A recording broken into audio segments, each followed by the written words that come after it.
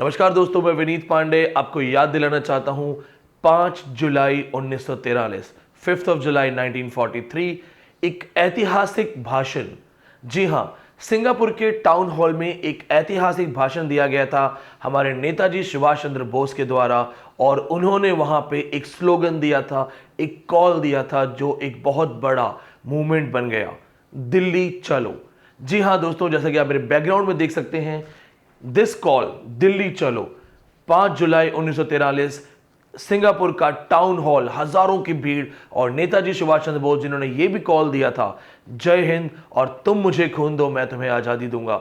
मैं इस कॉल की बात इसलिए कर रहा हूं क्योंकि हमारी लड़ाई, यूजीसी नेट के अंदर हुए जितने भी अत्याचार थे, जितनी भी गलत चीजें हैं, जितनी भी गलत परंपराएं हैं, हमारी लड़ाई उसके खिलाफ है। हमारी लड़ाई एक निर्णायक मोड़ पे पहुंच रही है और हम लोगों का एक सम्मिलित प्रयास है। मेरे साथ जितने भी टीचर्स हैं, हम सब पूरी कोशिश कर रहे हैं कि हम किसी भी तरह आपके लिए एक वर्डिक्ट लेके आए, आपके लिए जस्टिस लेके आए, आपके लिए जजमेंट लेके आए। जी हां दोस्तों, मामला हाईकोर्ट में पहुंच चुका है। आपने मेरी पिछली वीडियोस देखी होंगी, मैंने डायरी नंबर हाईकोर्ट का सब शेयर किया था। जी हां दोस्तों, अब हम आपके सामने एक और चीज लाने वाले हैं। जब आपको अपनी आवाज वहां तक पहुंचानी है जहां सत्ता है, तो आपको उसके दरवाजे को खटखटाना पड़ेगा। जी हां, हम लोग दिल्ली चलो का कॉल दे रहे हैं। आप में से जितने स्टूडेंट्स हमारे साथ आकर के एक शांतिपूर्ण, जी हां दोस्तों, रिपीट करूंगा, शांतिपूर्ण तरीके से प्रोटेस्ट करना चाहते हैं, अपना विरोध प्रदर्शन करना चाहते हैं, यह शांतिपूर्ण होगा। आप दिल्ली आ सकते हैं, आप दिल्ली हमारे साथ कंधे से कंधा मिला के खड़े हो सकते हैं। हम टीचर्स आपके लिए वहां पे प्रोटेस्ट करने जाएंगे। हम यूजीसी के ऑफिस के सामने शांतिपूर्ण तरीके से अपनी बात रखेंगे, क्योंकि हमारी बात आप हजारों बच्चों को रिप्रेजेंट करती है, आप हजारों बच्चों के हक की बात करती है। बहुत सारे लोग आपको इस तरीके से मैसेजेस कर रहे हैं, डिमोटिवेट कर रहे हैं कि कुछ नहीं होगा, कुछ नहीं होगा। मैं उनसे सिर्फ एक बात कहना चाहता हूं, जो कुछ ना हुआ तो तजुर्बा होगा, तो लड़ तो लें। It is better to fight. लड़ तो लें कम से कम। आपकी तरह वो तो नहीं है जो कुछ भी नहीं होगा करके पहले ही दूर खड़े हैं। और खास करके जब आप जानते हैं कि बच्चों के साथ गलत हुआ, क्या किसी को एडमिट कार्ड 2 दिन 3 दिन पहले देना गलत नहीं है? क्या बच्चा जो आपको फीस देता है वो तो आप 2-2 महीने पहले लेते हैं? आप किसी का एडमिट कार्ड लेते हैं, उसको कहीं से उठा के सेंटर कहीं और देते हैं। आप सोशियोलॉजी सब्जेक्ट के अंदर परसेंटेज सिस्टम देते हैं और बाकी सब्जेक्ट्स में परसेंटाइल सिस्टम देते हैं। आप 2-2 एग्जाम एक साथ मिला देते हैं ताकि बच्चों को बहुत परेशानियां हो जाएं। आप घिसे पिटे पुराने कंप्यूटर्स देते हैं कि बच्चा एग्जाम ना दे पाए। और हम अगर आवाज उठाएं तो हमारे ही कुछ साथी जो शायद किसी टी शर्ट वाली कंपनी के हैं या कोई पर्सनल बेनिफिट ढूंढ रहे हैं, वो कहते हैं कुछ नहीं होगा। अरे आप आइए हमारे साथ, आप भी जुड़ जाओ। क्या ये गलत चीज कह रहा हूं मैं कि मेरे स्टूडेंट्स का कंप्यूटर हैंग हुआ है? कंप्यूटर के माध्यम से वो एग्जाम देते हैं, उनके 10-10 क्वेश्चन खराब हो गए, क्या उनका हक नहीं, उनको मौका मिले? सो दोस्तों, बच्चों को भ्रमित करने के बजाय अपने आप से ये पूछो कि कहीं आप उनकी लड़ाई लड़ना चाहते हो या सिर्फ इस वक्त एडमिशंस पे फोकस कर रहे हो? क्योंकि बच्चे पास होंगे तो फीस नहीं देंगे, फीस नहीं देंगे तो टी शर्ट वाले कमाएंगे कहां से? मैं सिर्फ इतना कहना चाहता हूं, हम भी काम कर रहे हैं, हम भी कमा रहे हैं, लेकिन अपनी ड्यूटी, अपना जो कर्तव्य बोध है उसको तो सामने रखो। हम भी कोशिश कर रहे हैं, न जाने जीतेंगे न जाने हारेंगे, हमें नहीं पता, पर प्रयास तो करें। वो बच्चा जो अकेला बैठा है, फ्रस्ट्रेट है, जो कभी अकेला दिल्ली नहीं आया, जैसे ये नहीं पता कि मैं अपना लेटर, कंप्लेंट, आरटीआई लिखूं तो कैसे लिखूं, हम उसकी आवाज उठा रहे हैं। तो आपसे निवेदन है, हमारे साथ आइए। दोस्तों, कौन कहता है आसमान में छेद नहीं हो सकता? एक पत्थर तो तबीयत से उछालो यारों। तो लड़ लेते हैं, देखा जाएगा।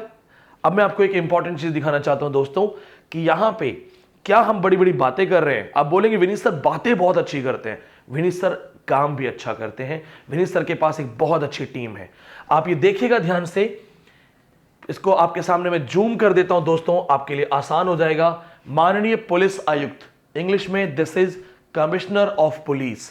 ये स्टैंप देखिएगा, 24 मार्च की स्टैंप है। Office of the commissioner of police, ये थोड़ा ब्लर होगा शायद ना दिखे। Office of the commissioner of police, 24th of March, 24 March. See the content. अब हम कंटेंट आपको दिखाते हैं यहां पे क्या है।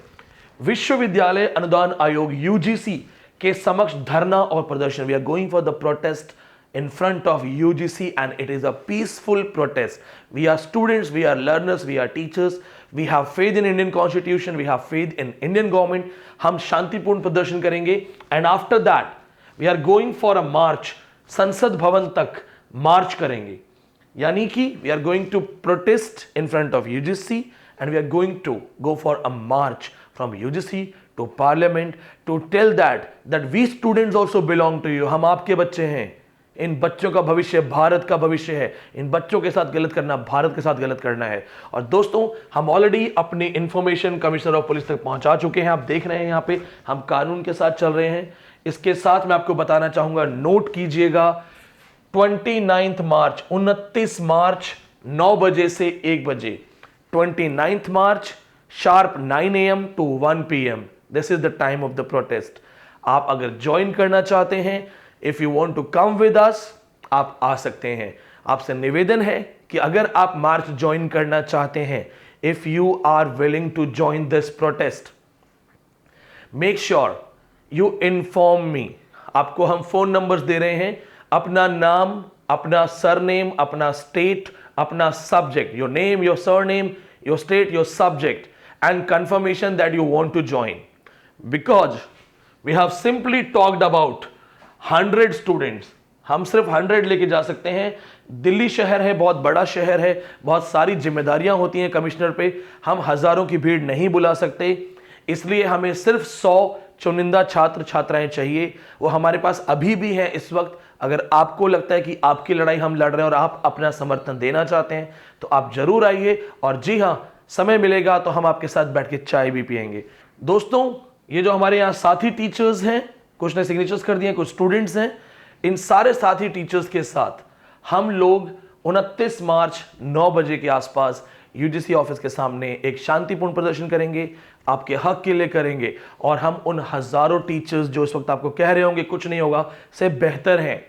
हम एसी के रूम में बैठ के सिर्फ रिकॉर्डिंग नहीं कर रहे हैं दोस्तों, हम सड़क पे उतरेंगे। अगर इस समाज में आवाज उठानी है तो आवाज उठेगी।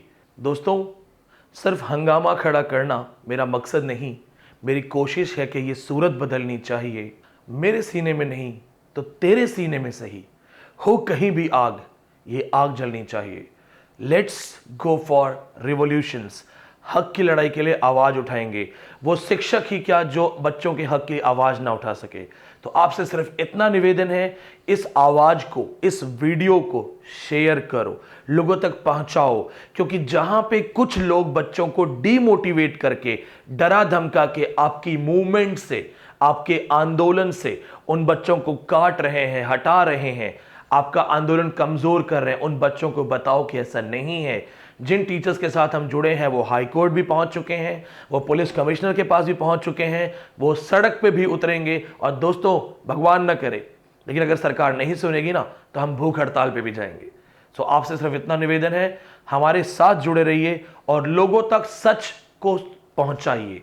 सिर्फ इस बात को बताइए कि कुछ लोग हैं जो सरेंडर नहीं करते, कुछ लोग हैं जो हथियार नहीं डालते, कुछ लोग हैं जो उसूलों के बेस पे जिंदा हैं।